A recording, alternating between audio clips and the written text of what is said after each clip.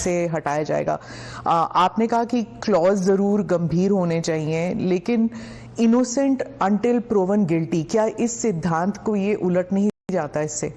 देखिए, सीधे सवाल से मुझे नहीं लगता कि आप बिल की स्पिरिट के साथ न्याय कर पाएगी। मैं आपके माध्यम से पूरे देश की जनता को बताना चाहता हूं कि 130वां संशोधन क्या है। 130वें संशोधन में ये संविधान संशोधन है। इसमें हमने एक प्रावधान किया है कि प्रधानमंत्री, मुख्यमंत्री, भारत सरकार के मंत्री या राज्य सरकार के मंत्री किसी भी गंभीर आरोप में अगर अरेस्ट होते हैं और 30 दिन तक उनको जमानत नहीं मिलती है तो मुख्यमंत्री या प्रधानमंत्री मंत्री के केस में उनको उनके स्थान से मुक्त करेंगे। अगर वो नहीं करते हैं तो अपने आप कानूनन वो मुक्त हो जाएंगे। ये प्रावधान 130वें संवैधानिक संशोधन में हमने किया है। अब सबसे पहले मैं स्पष्ट कर देता हूं, संसद के अंदर चुनी हुई सरकार कोई भी विधेयक लाए या संवैधानिक संशोधन लाए, इसको सदन के सामने रखने में क्या विरोध हो सकता है? जबकि मैंने स्पष्ट कर दिया था कि इसको हम दोनों सदनों की संयुक्त समिति को सौंपेंगे। वहां आप आपके विचार व्यक्त कर सकते हैं। और दूसरा, जब इस पर मतदान हो तब आप आपका मत व्यक्त कर सकते हो, क्योंकि ये संवैधानिक संशोधन है तो 2/3 बहुमत चाहिए दोनों सदनों में, जो आपके पास नहीं है या नहीं है वो तो उस वक्त सिद्ध होगा। परंतु उस वक्त आप अपना विचार भी रख सकते हो और वोट भी कर सकते हो। किसी भी सरकार के विधेयक को या संविधान संशोधन को सदन में पेश न होने देना और इस तरह का व्यवहार करना, ये क्या लोकतंत्र में उचित है? क्या देश की पार्लियामेंट के दोनों सदन बहस के लिए है या शोरगुल और हल्ले के लिए है? मुद्दे का विरोध हमने भी देखा है, हमने भी करा है, परंतु बिल को पेश न होने देने की एक प्रकार की मानसिकता मैं नहीं मानता हूं कि लोकतांत्रिक है और विपक्ष को देश की जनता के सामने इसका जवाब देना पड़ेगा। उनका जो मैनर ऑफ प्रोटेस्ट है उसके बारे में मैं बाद में पूछूंगी, लेकिन ये जो गंभीर आरोपों का जो दायरा है, क्या आप स्पष्ट कर सकते हैं कि गंभीर आरोप क्या है? स्पष्ट कर सकती है क्या? हाँ, तो वही मैं आपसे तो जरा पूछिए आरोप। तो क्या आरोप हो सकते हैं? कैपिटल मतलब मर्डर, रेप, ऐसे वाले जो नहीं, पहले विपक्ष का इस बिल में विरोध क्या है वो तत्वतः आप बता सकती है क्या? इसका मूल विरोध का कारण जो विपक्ष ने मीडिया को समझाया होगा, हाँ, वो आप हमें बताइए पहले। तो वो तो कह रहे हैं कि आप इस बिल के जरिए आप जो इलेक्टेड रिप्रेजेंटेटिव है, जिनके पास मैंडेट है और जिनका जनाधार से कनेक्शन है, आप उसको उलट रहे हैं और आप 30 डेज में आप बेल नहीं मिलेगा तो वो हट जाएंगे। और ये तो it is like political suicide या पॉलिटिकल मर्डर। देखिए, इस देश में आज एनडीए के मुख्यमंत्रियों की संख्या ज्यादा है। प्रधानमंत्री भी एनडीए के हैं, श्री नरेंद्र मोदी प्रधानमंत्री। तो ये बिल सिर्फ विपक्ष के लिए क्वेश्चन खड़ा नहीं करता, हमारे मुख्यमंत्रियों के लिए भी क्वेश्चन खड़ा करता है। मैंने जो सुना वो कह रहे कि आपके लोगों के सामने एफआईआर नहीं होती है। ये जनता को गुमराह करे। उनको मालूम है कि किसी भी व्यक्ति के खिलाफ आरोप है तो आप पब्लिक इंटरेस्ट लिटिगेशन के माध्यम से कोर्ट के सामने जा सकते हैं। कोर्ट ऑर्डर करेगी कि इनके खिलाफ एफआईआर करो। अगर ज्यादा ही गंभीर मामले हैं तो कोर्ट मॉनिटर भी करती है। इसमें पक्ष विपक्ष कहां आता है? बट ये एक सेकंड मेरी बात पूरी नहीं हुई है। इसमें पक्ष विपक्ष नहीं आता है। और दूसरी बात, इसमें 30 दिन तक जमानत का प्रावधान किया गया है। अगर फर्जी टाइप का केस है तो देश की हाई कोर्ट और सुप्रीम कोर्ट आंख मूंद कर नहीं बैठे हैं। किसी भी केस में हाईकोर्ट और सुप्रीम कोर्ट को जमानत देने का अधिकार है। अगर जमानत नहीं मिलती है तो आपको पद छोड़ना पड़ेगा।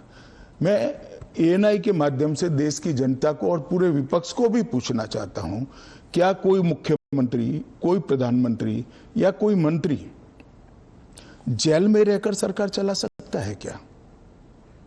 इस देश के लोकतंत्र के लिए शोभा रूप है क्या? और अगर 30 दिन के बाद जमानत मिल जाती है तो वो फिर से शपथ ले सकते हैं। हम multi party parliamentary democratic system में है। जब आपके पास सदन में बहुमत होता है, एक मुख्यमंत्री को किसी भी कारण से जेल में जाना पड़ा, 30 दिन तक जमानत नहीं हुई, तो अब वो पदमुक्त हो जाएंगे, परंतु उनका बहुमत तो बना रहेगा। जैसे ही मुक्त होंगे वो फिर से मुख्यमंत्री बन सकते हैं। ये जो गंभीर आरोप होते हैं इन लोगों के खिलाफ, वो उनको साबित करने के लिए या उनसे छुटकारा पाने के लिए इतना वक्त लग जाता है। आप जैसे जो डेमोक्रेसीज हैं, बाकी डेमोक्रेसीज हैं, वहां पे क्या होता है कि वो हट जाते हैं और फिर वापस आते हैं। यहाँ पे तो जेल में डाल देते हैं। देखिए, जेल में डालने का जो प्रावधान है वो एनडीए सरकार ने नहीं बनाया है, वो सालों से यहां चल रहा है। दूसरी बात कि ये जो आपने कहा कि गंभीर आरोप की व्याख्या क्या होगी, तो उसमें हमने व्याख्या कर दी है कि 5 साल से ज्यादा सजा का जहां प्रावधान है वहां पर उनको पद छोड़ना पड़ेगा। कोई छुटपुट आरोप के लिए पद नहीं छोड़ना है, मगर जिन पर करप्शन के आरोप है या 5 साल से ज्यादा सजा के आरोप है, ऐसे मंत्री, मुख्यमंत्री या प्रधानमंत्री जेल में बैठकर सरकार चलाए, ये कितना उचित है? पर दोष के ऊपर कैसे कर सकते हैं? पहले मैं आपको सिद्धि तो हो जाए ना। मैं आपको बताना चाहता हूं, आज भी भारत के जन प्रतिनिधित्व कानून जो है उसके अंदर प्रावधान है कि किसी भी चुने हुए प्रतिनिधि को 2 साल या इससे अधिक समय के लिए सजा होता है तो वो अपने स्थान से मुक्त हो जाएंगे सांसद के रूप में। अब उस पर हाई कोर्ट की अपील बाकी है, इस पर सुप्रीम कोर्ट की अपील बाकी है, मगर एक मॉरल ग्राउंड तय करने के लिए कानून आजादी मिली तब से बना है। इस पर भी आर्गुमेंट होता है कि भाई वो हाई कोर्ट से छूट जाएंगे, वो सुप्रीम कोर्ट से छूट जाएंगे, क्योंकि अपील फाइनल नहीं हुई है। तो जैसे ही छूटते हैं उनकी सदस्यता रिवाइव हो जाती है।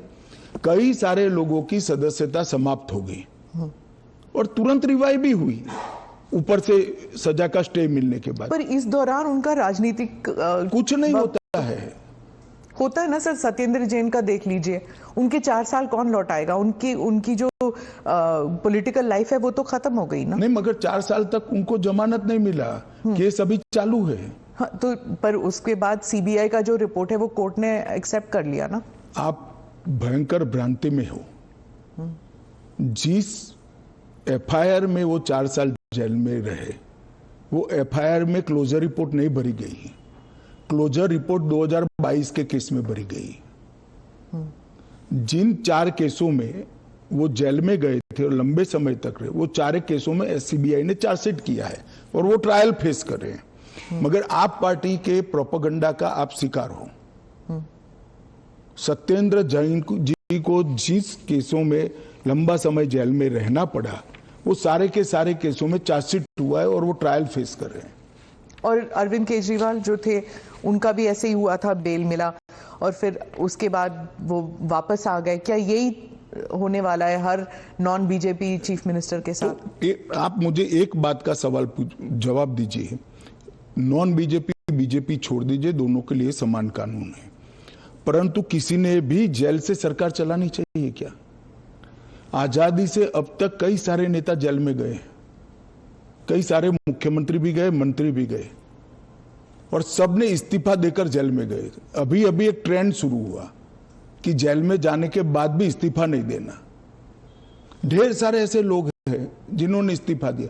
तमिलनाडु के कुछ मंत्रियों ने नहीं दिया, दिल्ली के मंत्री और मुख्यमंत्री ने नहीं दिया, और सरकार के सचिव डीजीपी, मुख्य सचिव, इनके पास आदेश लेने के लिए जेल में जाएंगे, ये क्या हमारे लोकतंत्र को दुनिया में सम्मान दिलाएगा क्या? ये मुद्दे पर चिंता, चर्चा होनी चाहिए, नहीं होनी चाहिए?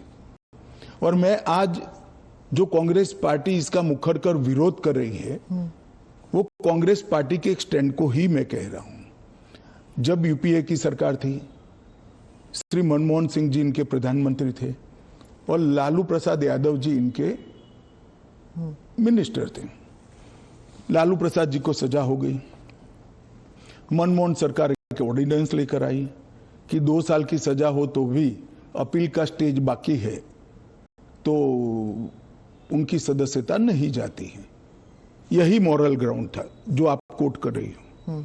तो एक ऑर्डिनेंस लेकर आए कि हम इसको बदल दे रहे हैं। ऑर्डिनेंस से बदलने का कैबिनेट ने प्रस्ताव भी किया।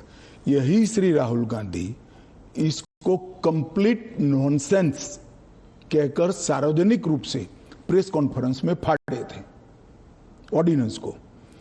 और देश की कैबिनेट ने और देश के प्रधानमंत्री ने जो फैसला लिया था, उनकी पार्टी के ही प्रधानमंत्री ने जो फैसला लिया था, उसका मॉरल ग्राउंड पर उन्होंने मखौल उड़ाया था। और मनमोहन सिंह एक सॉरी फिगर बनकर रह गए थे पूरी विश्व के सामने। आज वही राहुल गांधी बिहार में सरकार बनाने के लिए सजा हो गई, वो लालू प्रसाद जी को गले मिल रहे हैं। ये ड्यूअल स्टैंडर्ड नहीं है क्या? ये शोभा देता है क्या? 3 चीजों से ये सारे आरोप खारिज हो जाते हैं। एक तो प्रधानमंत्री जी ने स्वयं अपने आप को इसमें डाला है। एक जमाने में कांग्रेस 39वां संविधान, प्रधानमंत्री ने डाला है, पहले नहीं थे क्या प्रधानमंत्री? ना, पहले तो प्रोविजन ही नहीं था। तो जब कानून ड्राफ्ट हो रहा था तो उन्होंने खुद डाला अपना? हाँ, खुद डाला है। पहले 39वां जो संशोधन था, इसमें इंदिरा जी उपराष्ट्रपति, राष्ट्रपति के साथ साथ खुद को भी इनके खिलाफ कोई वैधता नहीं रहती है चुनावी मुकदमों का, एक संविधान संशोधन लेकर आई थी। वो खैर कांग्रेस पार्टी और श्रीमती इंदिरा गांधी की नैतिकता का सवाल है। नरेंद्र मोदी जी अपने खिलाफ खुद संविधान संशोधन लेकर आए हैं कि प्रधानमंत्री भी जेल में जाएगा तो उसको इस्तीफा दे देना पड़ेगा। पर इससे एक एक्स्ट्रा जुडिशियल पावर कह लीजिए, जो भी एक अधिकारी को नहीं मिल जाता कि प्रधानमंत्री से भी ज्यादा सीनियर हो जाता है वो? जी, आप ऐसे बात करियो जिसमें जैसे इस देश में कोई कोर्ट ही नहीं है। पर कोर्ट में डिलेज होते हैं ना सर? ये कानून आने के बाद नहीं होंगे, क्योंकि कोर्ट को तुरंत इंटरवीन करना पड़ेगा। किसी चुने हुए प्रतिनिधि को खारिज करने का प्रावधान हुआ है। मैं तो उल्टा कहता हूं, इससे यस और नो जो होना है वो जल्दी हो जाएगा। तो प्रेशर कोर्ट्स पे होगा डिक्लेयर करने के लिए? प्रेशर होगा ये कहना ठीक नहीं है। हाँ। मगर हमारी कोर्ट भी, पर उसी सुनिए ना, हमारी कोर्ट भी कानून की गंभीरता को समझती है। जब 30 दिन के बाद पद छोड़ना है तो वो उसके पहले इसका फैसला करेगी कि बेल मिलना चाहिए या नहीं मिलना चाहिए। हाईकोर्ट में जब केस गया कि श्री केजरीवाल जेल में है, तब उनको वहां से इस्तीफा देने चाहिए। पब्लिक इंटरेस्ट लिटिगेशन फाइल हुआ। हाईकोर्ट ने कहा कि हम सैद्धांतिक रूप से मानते हैं कि इनको छोड़ देना चाहिए मॉरल ग्राउंड पर, परंतु अभी के कानून में कोई प्रावधान नहीं है। चलिए, अब कानून में प्रावधान हो गया। मेरा बहुत स्पष्ट मानना है, मेरी पार्टी का मानना है, देश के प्रधानमंत्री का मानना है कि इस देश में कोई भी मुख्यमंत्री हो, मंत्री हो या प्रधानमंत्री हो, जेल में रहकर सरकार नहीं चला सकते। पहले भी कई लोगों ने मॉरल ग्राउंड पर इस्तीफा दिया है। लाल कृष्ण अडवाणी जी ने दिया था, येदुरप्पा जी ने दिया था, ईश्वरप्पा जी ने दिया था, जॉर्ज फर्नांडिस जी ने दिया था। कई सारे लोगों ने मॉरल ग्राउंड पर इस्तीफे दिए हैं। कोई जेल में जाकर सरकार नहीं चलाई। इवन हेमंत सोरेन ने दिया था रिसेंट पास्ट में। जब वो छूट कर आए तो फिर से मुख्यमंत्री बन गए। अब इसका हमने कानूनी प्रोविजन किया है, क्योंकि जब पहले कानून बने होंगे, संविधान बना होगा, तब संविधान निर्माताओं ने ऐसी निर्लज्जता का कल्पना नहीं करा होगा कि कोई भी मुख्यमंत्री जेल में जाएगा और अंदर से मुख्यमंत्री बना रहेगा। खैर, अब ऐसी घटनाएं हुई है रिसेंट पास्ट में, तो हमें हमारी नैतिक मूल्यों के स्तर को गिरने नहीं देना चाहिए। एक कानून नैतिक स्तर के मूल्यों को एक आधार देगा और इससे हमारा लोकतंत्र निश्चित रूप से मजबूत होगा। गृहमंत्री जी, विपक्ष कह रहा है कि सरकार जो है वो इस तरह के जो सिचुएशन बनाएगी या फिर कोर्ट पर दबाव डालेगी कि 30 दिन में जमानत नहीं मिलेगा। अगर 30 दिन में जमानत नहीं मिल जाता तो फिर the entire thing falls through. देखिए, ये उनका पद से चिपक रहने के लिए एक अलग प्रकार से बनाया हुआ खूबसूरत आर्ग्यूमेंट है।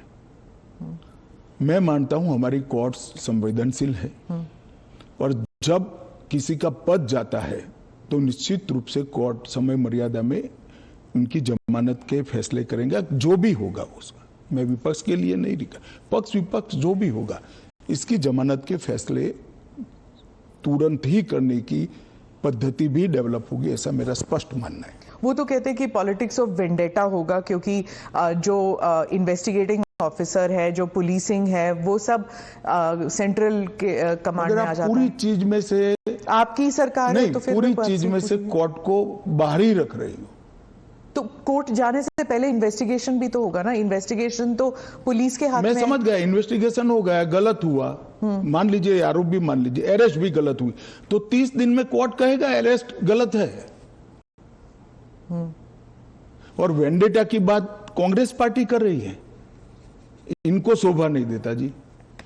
पर ये फिर वही पॉलिटिक्स की बात हो गई ना, क्योंकि आप कह रहे हैं कि इतने सारे राज्य हैं जहां पर बीजेपी के चीफ मिनिस्टर्स हैं, लेकिन वो तो टारगेट में नहीं होंगे। वो तो कह रहे हैं कि जहां पर बीजेपी की सरकार नहीं है वहां के चीफ मिनिस्टर्स को आप टारगेट बनाएंगे, खासकर ये जो इंडिया अलायंस के जो चीफ मिनिस्टर्स हैं। देखिए, मैं अभी भी कहता हूं कि भारतीय जनता पार्टी और एनडीए शासित जो राज्य हैं वहां कोई भी करप्शन या हमारे मंत्री या मुख्यमंत्री के खिलाफ केस है, उनका आरोप मान लीजिए, मानने के लिए ये फर्जी आरोप है, मगर एक सेकंड के लिए मान लीजिए कि कानून का काम नहीं करेगा, तो कोई भी व्यक्ति कोर्ट के सामने जा सकता है और कह सकता है कि इनके सामने एफआईआर दर्ज करने का आदेश दीजिए। और जब उनकी सरकार थी और वो ऐसा करते थे, तब बहुत सारी जांच कोर्ट के आदेशों से शुरू हुई है। यूपीए 2 में कम से कम 12 केस में गिना सकता हूं जहां कोर्ट के ऑर्डर से सीबीआई की जांच हुई है और सारे लोग फंसे हैं। पर वो उस टाइम तो उनकी सरकार थी, अभी आपकी सरकार है। वो कह रहे हैं कि चाहे डीएमके हो या आम आदमी पार्टी हो, आप सबके नेताओं को आप जेल में डाल देंगे। ऐसे नहीं हो सकता है, ये संभव ही नहीं है, क्योंकि कोर्ट तुरंत इंटरवीन करेगी अगर इसके अंदर एफआईआर के अंदर या अरेस्ट के अंदर तत्व नहीं है तो अरविंद केजरीवाल का उदाहरण भी देते हैं कि इस प्रावधान के अनुसार अगर उन्हें जमानत 30 दिन के भीतर ना मिलती तो वो भी वहीं पे पड़े रहते, जेल में पड़े रहते, और उनको फिर वो चीफ मिनिस्टर पद से भी हटा जमानत दिया। उनको एक कानून आया ही नहीं था, फिर भी मिल गई थी। हाँ, मगर इतना जरूर होता, अगर वैसे ही अगर ये कानून होता तो उनको इस्तीफा दे देना पड़ता, वो जो मैं मानता हूं कि देना चाहिए। बाहर निकलकर जब पब्लिक विरोध करने लगी तो उन्होंने दे भी दिया, मॉरल ग्राउंड पर ही दिया। अब कानूनन देना पड़ेगा, इतनी ही बात है। तो चुनाव फेस करने के पहले उन्होंने मॉरल ग्राउंड पर इस्तीफा देकर आतिशी जी को दिल्ली की मुख्यमंत्री, क्योंकि जैसे ही घूमने लगे पब्लिक ने सवाल करे। आपने कहा कि आप जीपीसी में भेजने वाले हैं, लेकिन ऑपोजिशन जो कह रहे हैं, जैसे टीएमसी जो फोर फ्रंट पे है ऑपोजिशन में, इस मामले में वो कह रहे हैं कि वो जेपीसी का हिस्सा बनेंगे ही नहीं, वो बॉयकॉट कर देंगे। फिर क्या होगा? नहीं, क्या होगा तो हम क्या कर सकते हैं? तो फिर आप कानून ले आएंगे फिर? तो उनको कौन ना बोल रहा है कि आप मत बनो, क्योंकि हम कह ही रहे हैं कि आप बनिए। आप अगर पार्लियामेंट चलाने के जो नियम बने हैं वो नियम को भी स्वीकार नहीं करोगे और आप कहोगे कि हमारी इच्छा है वही फाइनल हो, भले हम विपक्ष में हैं, ऐसे नहीं हो सकता। सरकार उनको मौका दे सकती है। अगर वो मौके का स्वीकार नहीं करते हैं तो हम क्या कर सकते हैं? हम तो रिसीविंग एंड पर हैं। क्योंकि वो रिसीविंग एंड पे हैं आप। निश्चित रूप से अगर जेपीसी बनाने का निर्णय होने के बाद भी वो जेपीसी का बहिष्कार करते हैं तो सरकार के पास विकल्प क्योंकि क्या? वो कह रहे हैं कि आप सिर्फ उनका स्टैंप चाहते हैं, ये तो संविधान की हत्या है। ये ऐसा नहीं है। जेपीसी में अनेक साक्ष्य बुलाए जाते हैं, सार्वजनिक जीवन के भी बुलाए जाएंगे। आप एप्लीकेशन करोगी तो आपको भी बुलाएंगे, आपका रिकॉर्ड होता है और वो सारे दलीलों का, साक्ष्यों के दलील का काट कर रिपोर्ट तैयार होता है और वो रिपोर्ट के आधार पर बिल को बदला जाता है। तो पूरी पार्लियामेंट की संवैधानिक प्रक्रिया को ही सिरे से खारिज करते हैं। फिर तो आप ऐसे भी कह सकते हो कोई भी कानून हम पास नहीं होने देंगे, हम विरोध करेंगे। कि महत्वपूर्ण बिल है, सभी पार्टियों के सदस्यों की राय पार्टी से कंसल्ट कर एक कंसीडर्ड राय जेपीसी के सामने आनी चाहिए। और अगर जेपीसी नहीं आता, अगर वो बहिष्कार करते हैं, तब क्या होगा? तो कुछ नहीं होगा, जेपीसी अपना काम करेगी। तो कैसे काम करेगी? अगर बहिष्कार कर रहे हैं तो फिर तो पूरे ऑपोजिशन के बगैर तो मौजूदा लोग काम करेंगे। कल को आप अगर ऑपोजिशन अभी से लेकर 4 साल तक कोई काम में सहयोग नहीं होता है, देता है, तो देश नहीं चलेगा क्या? स्मिता जी, ऐसे नहीं चलता है। हम इतना ही कर सकते हैं कि उनको बोलने का मौका दे, उनको बात रखने का मौका दे। अगर वो अपनी बात रखना ही नहीं चाहते हैं, अगर बोलना ही नहीं चाहते हैं, तो देश की जनता भी तो देख रही है ना चीजों को। विपक्ष का यही कहना है कि आप हमेशा कह रहे हैं, इस बिल को लेकर कह रहे हैं कि जुडिशरी डिसाइड करेगा, जुडिशरी। लेकिन जुडिशरी में सारे केसेस इतनी लंबे तौर पर विलंबित होती हैं, नहीं चलते हैं। और एक सेकंड, जुडिशरी में बिल के केस कभी भी, मेरे अलावे किसी भी बिल का केस सुप्रीम कोर्ट में 5 दिन से ज्यादा नहीं चला है। पर ये इरिवर्सिबल हो गया ना, ये जो केसेस हो जाते हैं, अगर उनको पद छोड़ना पड़े तो ये इरिवर्सिबल होगा ना। जमानत मिलने के बाद वो फिर से ले सकते हैं। हमारा इतना ही है कि जमानत नहीं होती तब तक आप जेल से सरकार नहीं चला सकते। तो चलो, जमानत मिलने में 30 की जगह 40 दिन हुआ, तो 40 दिन के बाद आप शपथ ले सकते हो। इसमें कोई जुडिशियल प्रोविजंस है क्या इस बिल में कि थोड़ा बहुत एटलीस्ट सुरक्षित महसूस करे? यही सबसे बड़ा सुरक्षित महसूस करने का कारण है कि 30 दिन के बाद अगर आप इस्तीफा देते हो, उसके बाद में आपको जमानत मिलती है, जब चार्जशीट हो जाए वगैरह वगैरह, और जमानत अगर मिलती है तो आप शपथ ले सकते हो। इससे असुरक्षित होने का कोई भाव रखने का कारण नजरिए में आप ऑलरेडी गिल्टी साबित हो गए ना। अगर आपको इस्तीफा देना है, फिर से इलेक्शन लड़ना है, ऐसा है। इसके पहले कितने स्टेज आते हैं, पहले आप जान लीजिए। सबसे पहले एफआईआर होती है और सीबीआई है तो पीई होती है, प्रिलिमिनरी इंक्वायरी होती है। एफआईआर होती है, एफआईआर पर आप स्टे ले सकते हो। हाँ। उसके बाद में आपकी पूछताछ होती है, इस पर भी स्टे ले सकते हो। इसके बाद में आपका समन निकलता है, उसके बारे में भी आप स्टे ले सकते हो, और अरेस्ट पर भी स्टे लेते हो, और अरेस्ट होती है तो फिर जमानत के लिए अप्लाई भी कर सकते हो। ये 5 स्टेज आते हैं, रातों रात कुछ नहीं होता। मगर करप्शन में अगर आकंठ आप डूबे हुए हैं तो फिर तो अरेस्ट भी होगी, जेल में भी जाना पड़ेगा, इस्तीफा भी देना पड़ेगा। फिर भी अगर बाद में जमानत होती है तो आप फिर से शपथ ले लो भाई। मगर एक बात आप मुझे ये बताइए, क्या एज अ सीनियर जर्नलिस्ट आप इस चीज को ठीक मानती है? क्योंकि अभी तो नरेंद्र मोदी जी है तो ऐसा सवाल ही नहीं है, परंतु कभी भी देश का प्रधानमंत्री जेल में जाए तो जेल से देश का प्रधानमंत्री सरकार चलाए, वो ठीक मानती है क्या? देश का मुख्यमंत्री जेल में रहकर सरकार चलाए, वो ठीक मानते हैं क्या? क्या इस देश में ऐसी मान्यता है कि जो व्यक्ति पद पर बैठा है इसके अलावा देश चलेगा ही नहीं? भाई, आपके दल का बहुमत है, आपके दल का कोई अलग व्यक्ति आकर शासन चलाएगा। जब आपका बेल हो जाए आप जरूर चले जाइए वहां पर। मगर हमने कोई एक लेवल रखना है, फिर तो 2 साल के बाद बाद सदस्यता भी क्यों जानी है? क्योंकि ऊपर अपील का अधिकार है, वो निर्दोष छूट सकते हैं। क्यों जानी चाहिए 2 साल? और वो कांग्रेस के समय में प्रावधान हुआ है कि अगर 2 साल से ज्यादा सेशन कोर्ट्स में जेल होती है, 2 साल से ज्यादा समय के लिए कैद का ऑर्डर होता है, तो आपकी सदस्यता अपने आप समाप्त हो जाती है। गृहमंत्री जी, मॉनसून सेशन में हमने देखा कि विपक्ष ने आप पर भी आरोप किया कि आप भी जेल गए थे, आप पे भी आरोप हुआ था। तो जब उन्होंने ऐसा कहा, आपने कहा कि मुझे नैतिकता के बारे में कांग्रेस से नहीं सीखना, उस बारे में आप बताएंगे हमें कुछ? जरूर बताऊंगा। मैंने इसलिए कहा था कि मेरे पे आरोप लगा और जैसे ही मुझे समन आया, अरेस्ट छोड़ दीजिए, सीबीआई ने मुझे समन किया, मैंने दूसरे ही दिन इस्तीफा दे दिया था। अरेस्ट तो मेरी बाद में हुई।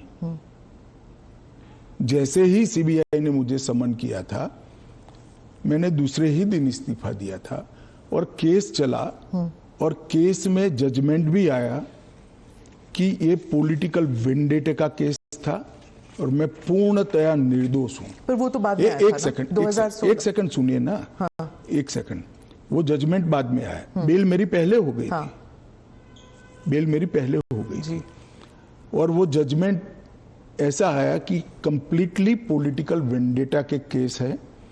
कहीं पर दूर दूर तक मेरा इस केस में इन्वॉल्वमेंट नहीं है और मुझे शंका के आधार पर बरी नहीं किया गया था। मेरे सामने के केस को खारिज किया गया था और मुझे बेल मिल गया था 96वें दिन पर। फिर भी मैंने फिर से शपथ लेकर गृह मंत्री नहीं बना था।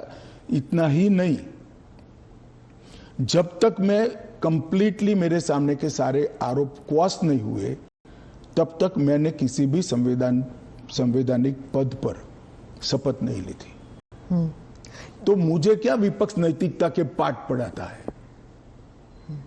इन लोगों ने इंदिरा जी के समय में प्रयास किया कि प्रधानमंत्री को शील्ड किया जाए और आज भी ये प्रयास कर रहे हैं कि अगर कभी जेल में जाना पड़े तो हम आराम से जेल से सरकार बनाएंगे, जेल को सीएम हाउस पीएम हाउस बनाएंगे और वहां जाकर डीजीपी जेल से ऑर्डर लेंगे, चीफ सेक्रेटरी जेल से ऑर्डर लेंगे, भारत सरकार के कैबिनेट सेक्रेटरी जेल से ऑर्डर लेंगे, भारत सरकार के गृह सचिव जेल से ऑर्डर लेंगे। इस तरह से देश चलेगा। और ये कल्पना ही मैं तो, मेरी पार्टी और मैं दोनों सिरे से खारिज करते हैं कि जो व्यक्ति बैठा है इसके बगैर इस देश का शासन नहीं चल सकता और इससे किसी का भी बहुमत पार्लियामेंट में या विधानसभा में प्रभावित नहीं होगा। एक सदस्य जाएगा, आपकी ही पार्टी के दूसरे साथी सरकार चलाएंगे और आप जब जमानत प्राप्त कर लोगे तो आप आकर फिर से शपथ कर सकते हो। इसमें आपत्ति क्या है? अमित शाह जी, आप बार बार जुडिशरी का हवाला देते हैं, लेकिन उस वक्त भी जस्टिस आफ्ताब आलम आपके घर आए थे आपसे सिग्नेचर लेने के लिए कि आप गुजरात से बाहर चले जाएंगे। ना, ऐसा नहीं हुआ है। आफ्ताब आलम साहब कभी मेरे घर पे न आए नहीं है, ऐसी जरूरत भी नहीं पड़ी है। इन्होंने यहाँ रविवार के दिन स्पेशल कोर्ट बिठाकर मेरी बेल एप्लीकेशन को सुना और रिजेक्ट किया। ना, रिजेक्ट नहीं किया। इन्होंने कहा कि मुझे लगता है कि अमित शाह गृह मंत्री रहे, वो साक्ष्य को प्रभावित कर। तो मेरी जो वकील थी, इन्होंने कहा कि आपको अगर ये भय है तो जब तक बेल एप्लीकेशन डिसाइड नहीं होता, हमारे क्लाइंट गुजरात के बाहर रहेंगे। वो मैंने स्टेटमेंट किया है। 2 साल आप बाहर रहे? हाँ, 2 साल में बाहर रहा, निश्चित रूप से बाहर रहा, क्योंकि 2 साल भारत के इतिहास में कभी भी किसी की बेल एप्लीकेशन 2 साल नहीं चली है। आलम साहब की कृपा से मेरी बेल एप्लीकेशन 2 साल चली। ज्यादा से ज्यादा बेल एप्लीकेशन 11 दिन तक चली है। आपने उस वक्त पहले भी जिक्र किया था अडवाणी जी के ऊपर कि उन्होंने भी इस्तीफा दिया था। जी, कहा था अडवाणी जी ने इस्तीफा दिया था। ढेर सारे हमारे कार्यकर्ता, मदन लाल खुराना वगैरह सारे, सभी ने दिया था कि जब तक। अरे अभी हेमंत सोरेन जी ने दिया था। अब ये तो एक नया संस्कृति आया अभी। विगत 2 साल पहले ऐसा केस ही नहीं था कोई। सभी लोगों पर आरोप लगते थे, सब लोग इस्तीफा दे देते थे, बरी होकर राजनीति शुरू करते थे। तमिलनाडु के कुछ मंत्रियों ने इस्तीफा नहीं दिया, दिल्ली के मंत्री और मुख्यमंत्री ने इस्तीफा नहीं। और अगर इस तरह से इस समाज जीवन का, नैतिकता का स्तर, आप राजनीति का और समाज जीवन का नीचे ले जा रहे हैं, इससे हम सहमत नहीं हैं। और अगर मैं अब पूछता हूं, आप मुझे पूछ रही हैं, तो लालू जी के वो ऑर्डिनेंस फाड़ने का, लालू जी के बचाने के लिए जो ऑर्डिनेंस मनमोहन सिंह लाए थे, वो ऑर्डिनेंस को फाड़ने का राहुल गांधी का औचित्य क्या था? अगर उस दिन वो मोरालिटी थी तो आज नहीं है क्या? क्योंकि आप लगातार 3 चुनाव हार चुके हो। मोरालिटी के स्टैंडर्ड्स चुनाव के जय पराजय के साथ जुड़े नहीं है। मोरालिटी के स्टैंडर्ड्स सूर्य और चंद्र की तरह हमेशा अपनी जगह पे स्थिर रहने चाहिए। तो क्या आप कह रहे हैं कि राहुल गांधी कॉम्प्रोमाइज हो गए हैं आरजेडी के लिए? नहीं, मुझे कहने की कहां जरूरत है। उनके 2 चीजों को वो कैसे जस्टिफाई करेंगे? मैंने तो आज पूछ लिया, आप इनका इंटरव्यू कर पूछ लो उनको। तो आपकी जो एनडीए के जो पार्टीज हैं, क्या वो सब सहमत है इस जी सर, बिल को लेकर? सब चंद्रबाबू नायडू, नीतीश कुमार, सब सहमत है। सब आप पर इस मॉनसून सेशन में वो इतने आगे तो नहीं आए आपको डिफेंड करने के लिए, आप अकेले नजर आए। नहीं, आगे आने का मौका ही नहीं आया, बहस ही नहीं होने दी। जब जेपीसी होगी, जब बहस होगी और फिर पार्लियामेंट में बहस होगी, तो सभी दल अपना अपना पक्ष रखेंगे। फिर आप पर पर्सनल अटैक हुआ, माइक हाथ में पकड़ा। देखिए, पार्लियामेंट किस तरह से चलनी चाहिए वो अकेला सत्ता पक्ष तय नहीं कर सकता। किसी भी बिल के लिए या संवैधानिक संशोधन के लिए स्वस्थ बहस का वातावरण अगर विपक्ष नहीं बनाता है, तो देश की जनता देख रही है कि ये पद्धति ठीक है क्या। इस बिल पर जब तय था कि बिल अभी पारित नहीं होना है, जेपीसी में जाना है, मैंने बीच में ही खड़े होकर इसकी घोषणा कर दी थी, तो विपक्ष इस बिल पर अपना विचार रख सकता था या नहीं रख सकता? मुझे जवाब देना पड़ता। फिर तो बिल जाता जेपीसी में, उस दिन पास नहीं होना था। मैंने पहले ही घोषणा कर दी थी कि इस बिल को सरकार ने तय किया है कि ये जेपीसी में जाएगा। दोनों सदन का जेपीसी बनेगा। 21 सदस्य लोकसभा के होंगे, 10 सदस्य राज्यसभा के होंगे, 31 सदस्य प्रोरेटा सभी दलों से आएंगे। क्या ये बिल पास हो जाएगा? मुझे तो विश्वास है हो जाएगा। कांग्रेस पार्टी में ही और विपक्ष में ही कई लोग ऐसे निकलेंगे जो मोरालिटी का सपोर्ट करेंगे, मॉरल ग्राउंड को बनाए रखने के लिए सपोर्ट करेंगे। और फ्रेम है ये जेपीसी के अध्यक्ष जो बनेंगे उस पर निर्भर होगा। वो जब चर्चा समाप्त करेंगे तुरंत हम तो अगले सप्ताह में ले आएंगे। ऑपोजिशन कहती है कि जो पार्लियामेंट के अंदर सीआईएसएफ को लगाया गया है, इसकी वजह से लेजिटिमेट प्रोटेस्ट नहीं हो पा रहे और वो फोर्सिबली लोगों को बाहर किया जाता है जब प्रोटेस्ट करते हैं तो वेल ऑफ द हाउस से। पहली एक बात की स्पष्टता आप समझ लीजिए, पार्लियामेंट के अंदर कोई भी फोर्स पार्लियामेंट की और गृह के अंदर सदन की सुरक्षा में वो स्पीकर के अधीन होती है। इसमें फोर्स का महत्व नहीं होता है। पहले भी दिल्ली पुलिस के जवान थे, अब सीआईएसएफ मार्शल्स थे ना पहले। तो वही मार्शल्स होते, आज भी मार्शल्स ही है। वो जैसे ही संसद की सुरक्षा विंग में आते हैं, वो सीआईएसएफ या दिल्ली पुलिस के जवान नहीं रहते, वो मार्शल माने जाते हैं और वो स्पीकर के तहत होते हैं। मार्शल सदन के अंदर तभी प्रवेश करते हैं जब स्पीकर उनको ऑर्डर करे। एक बात, ये जो बदलाव हुआ है वो एक बड़ी दुर्घटना हुई थी। कुछ वामपंथी लोगों ने संसद के अंदर स्प्रे किया था, कलर स्प्रे किया था। उस वक्त लोकसभा स्पीकर ने एक कमेटी बनाई और वो कमेटी में गृह सचिव भी थे, लोकसभा के सेक्रेटरी जनरल थे, राज्यसभा के सेक्रेटरी जनरल थे और कई लोग थे। उन्होंने मिलकर ये तय किया कि किसी ने किसी एक सीएपीएफ ने स्पेशल संसद की सुरक्षा के लिए ट्रेनिंग किया हुआ एक दस्ता बनाया जाए, जो दस्ता संसद सभ्यों की गरिमा, पार्लियामेंट्री प्रोसीडिंग की गरिमा और संसद की सुरक्षा तीनों का समायोजन कर काम कर पाए। और तब यह तय हुआ कि सीआईएसएफ के अंदर पार्लियामेंट की सुरक्षा के लिए एक स्पेशल दस्ता बनाया जाएगा।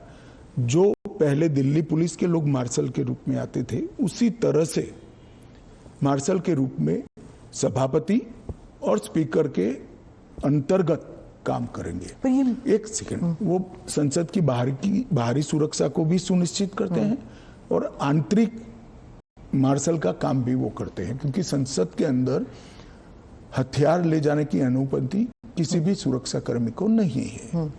पर ये पैरामिलिट्री हो जाता है ना ट्रेनिंग उनकी। दिल्ली पुलिस क्या होता है, वो भी पुलिस होता है, वो भी मेरे ही अंडर आता है। इनको बहाना चाहिए और वो एक प्रकार की भ्रांति जनता में खड़ी करना चाहते हैं, मगर वो निश्चित रूप से सफल नहीं होंगे, क्योंकि जनता से सीधा इंटरेक्शन उनसे कई गुना ज्यादा हमारा है। हम जनता से बात करते हैं, ऐसे ही आकर यहां नहीं बैठ गए हैं। मगर 3 चुनाव हारने के बाद मुझे लगता है फ्रस्ट्रेशन का जो लेवल है, वो सामान्य विचार विवेक जो होता है वो गवा बैठा है। पर वो राहुल गांधी कहते हैं कि लोगों के बीच तो वो जाते हैं, ट्रक ड्राइवर के बीच जाते हैं, खेतों में वो चाह रहे हैं, आप लोग तो नहीं जाते हैं। ऐसा है कि मैनेज कर कार्यक्रम करना और जनसंपर्क करना, दोनों के बीच में बड़ा फर्क है। जब बिल्स की बात हो रही है और पारदर्शिता की बात हो रही है, तो मैं वाइस प्रेसिडेंट इलेक्शन पर आऊंगी, पर उससे पहले पूछूंगी कि धनखड़ साहब के साथ क्या हुआ था। उन्होंने आपने प्रेशर डाला था उन पर रिजिग्नेशन के लिए? मुझे लगता है ANI ने रिसर्च विंग बंद कर दिया है। धनखड़ साहब का इस्तीफे का पत्र स्वयं स्पष्ट है। इन्होंने अपने आरोग्य का हवाला देते हुए इस्तीफा दिया है, स्वास्थ्य का हवाला देते हुए, और उन्होंने सरकार के मंत्री, प्रधानमंत्री और सभी सदस्यों का हृदय से उनके अच्छे कार्यकाल के लिए धन्यवाद किया है। पर विपक्ष और सभी पूछ रहे, मीडिया भी पूछ रही है कि वो है कहाँ, हाउस अरेस्ट पे है कि ऐसा क्या? है कि सच और झूठ की व्याख्या आपने शायद विपक्ष क्या कहता है इसको बना ली। पर काफी सारे बैकग्राउंड इंफॉर्मेशन तो बाहर निकल रहा था ना कि वो कुछ ट्राई कर रहे थे। ये भी बात निकल रही है कि शायद कू कर रहे थे। कौन? धनखड़ जी? नहीं, ऐसी कोई बात नहीं है जी। इसमें बात का बतंकर नहीं बनाना चाहिए। धनखड़ जी संवैधानिक पद पर बैठे, अपने कार्यकाल में उन्होंने संविधान के हिसाब से अच्छा काम किया जी। इनकी निजी स्वास्थ्य की समस्या के कारण इन्होंने इस्तीफा दिया है। हाँ। इसको ज्यादा खींचकर कुछ ढूंढने का प्रयास नहीं करना चाहिए। देखिए, देश में बहुत सारी पॉजिटिव स्टोरीज हैं, हमेशा इस तरह की स्टोरी के पीछे नहीं लगना। जो एनडीए के जो वाइस प्रेसिडेंट कैंडिडेट है, कहा जाता है कि आपने उन्हें इसलिए पिक किया क्योंकि बीजेपी जो है अब तमिलनाडु में अपना खाता खोलना चाहती है, इसलिए? नहीं, ऐसा नहीं है। हम पहले भी तमिलनाडु में साथियों के साथ चुनाव लड़े हैं, हमारी यहाँ बहुत सारी सीटें भी आई है, ऐसा नहीं है। कहीं से भी पिक करोगे तो ऐसे कारण बनाकर पूछा जाएगा। उपराष्ट्रपति का प्रत्याशी दक्षिण से आना इसलिए स्वाभाविक है क्योंकि पूर्व से राष्ट्रपति थी, पश्चिम और उत्तर से प्रधानमंत्री जी थे, तो दक्षिण से आना बड़ा स्वाभाविक है। अब आए हैं, इसको इस दृष्टि से नहीं देखना चाहिए। श्री राधाकृष्णन जिनका बहुत लंबा राजनीतिक जीवन रहा है, वो 2 बार संसद के सदस्य रहे, हमारी पार्टी के अध्यक्ष रहे, झारखंड के गवर्नर रहे, तेलंगाना के गवर्नर रहे, पांडिचेरी के गवर्नर रहे, मुंबई के गवर्नर रहे, और सार्वजनिक जीवन में एक साफ सुथरा उनका जीवन है और एक बेहद मैच्योर राजनीतिज्ञ है। तो कई सारे एक्सपर्ट्स कह रहे हैं कि उनका चुनाव ये भी है कि वो आरएसएस के साथ उनका कनेक्शन है, इसीलिए ये तो ढेर सारे लोग, प्रधानमंत्री जी स्वयं का आरएसएस के साथ कनेक्शन है। धनखड़ जी का नहीं? अरे सुनिए ना, मेरा भी है। तो हम लोगों का चयन देश ने इसलिए किया है कि हम आरएसएस से। आरएसएस के साथ कनेक्शन होना कोई माइनस पॉइंट है क्या? आप बताइए। जरा भी नहीं है। अटल बिहारी वाजपेयी जी भी आरएसएस से कनेक्टेड थे, श्री अडवाणी जी भी आरएसएस से कनेक्टेड थे, मोदी जी भी है, मैं भी हूँ, राधाकृष्णन जी भी है। और जो इंडिया अलायंस के जो कैंडिडेट है, उनके बारे में आपने कहा कि उन्होंने एक समय था जब उन्होंने नक्सल मेरे कहने से क्या होता है, वो तो सुप्रीम कोर्ट का रिकॉर्ड है। सलवा जुडम को इन्होंने खारिज कर दिया। आदिवासियों का आत्मरक्षा का जो अधिकार था उसको उन्होंने समाप्त कर दिया। इसके कारण इस देश में नक्सलवाद 2 दशक ज्यादा चला है। उस वक्त नक्सलवाद अंतिम सांसें गिन रहा था। कि जो आदिवासी थे, जो बच्चों को पढ़ाना चाहते थे, जिनके यहाँ रोड नहीं पहुंचता था, इससे परेशान थे, जिनके यहाँ स्वास्थ्य सेवाएं नहीं थी, वो परेशान थे, उन्होंने खुद की रक्षा के लिए सलवा जुडम बनाया था। इसको सुप्रीम कोर्ट ने खारिज कर दिया। ये तो सुप्रीम कोर्ट का रिकॉर्ड है, इनका जजमेंट है। और इसके बाद जो स्कूल तबाह हो गए थे नक्सलियों के कारण, वो स्कूलों में सीआरपीएफ और सुरक्षा बल बैठे थे, रातों रात एक ऑर्डर करके सबको बाहर कर दिया।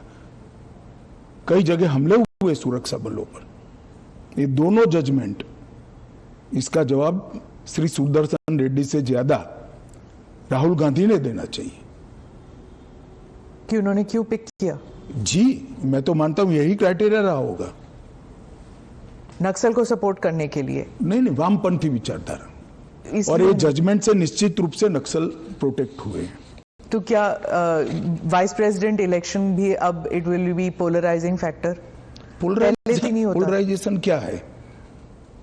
जब आप इतना बड़ा आरोप लगा रहे हैं कि और पोलराइजेशन अगर होगा भी तो किस मुद्दे पर होगा? देश की सुरक्षा के मुद्दे पर होगा। मैं मानता हूं देश की सुरक्षा पर सांसदों ने विचार करना चाहिए या नहीं करना चाहिए। ANI के साथ बात करने के लिए धन्यवाद। आपका धन्यवाद।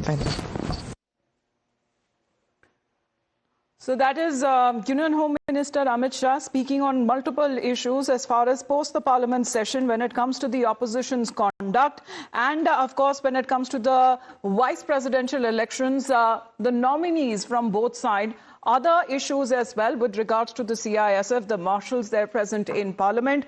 Multiple issues that have now been dealt upon by the Home Minister of the country. We'll be getting you more details as far as we break down what the Home Minister has said and how the opposition is now reacting. Back after a short break.